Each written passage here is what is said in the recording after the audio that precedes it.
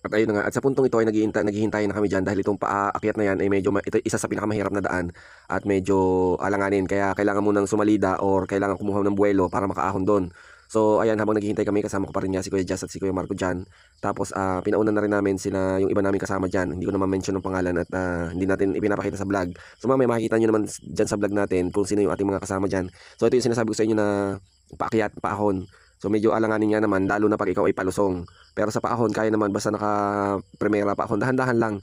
So dito sa mga ano na to, sa mga ahon-ahon na to, eh okay pa talagang basta sementado, dire-diretso lang 'yan. At sa mga banda-banda pa nga diyan ay sabi ko, iba ay talagang ayos din nga at anong tawag dito, madalang na rin yung nakikita kong bahay diyan sa part na 'yan. Pero natutuwa naman ako at meron pang kuryente, may mga poste pa ng kuryente. Sabi ko ba, meron din palang abot pa rin pala dito ng kuryente. So dito 'yan, ito na tayo sa parte ng Muna 2. So ayan, dire-diretso na lang din kami diyan tapos ay ayos talaga. Tapos sabi ko nakakaamoy na ako ng mga sariwang hangin at naamoy ko na ang talagang malinis na kapaligiran, amoy bundok talaga yung alam mo yung walang pollution yung hangin diyan. Tapos tuloy-tuloy lang kami diyan at sunod nga lang kami na sunod sa ating tourist guide.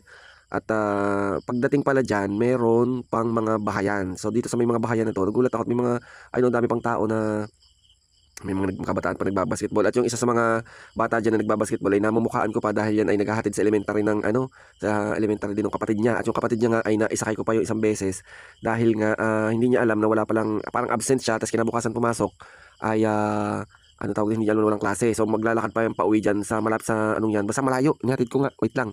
I-edit ko muna at forward ko muna. Ayan nga yung mga bahayan o yung mga bata naglalaro na yan. Tapos ayan, yung bangka ice cream na yun, nakikita ko dumadaan yan sa amin. Sabi ko, aba, layo ng abot ng mga ice cream na to. Baka pagdating dyan ay tunaw na. Anyway, moving on, dire-diretso kami dyan. At yung malapit na dyan yung end of the road. Oh, dapat pala end of the road ng ating music background dito. So ayan, dito na yung end of the road.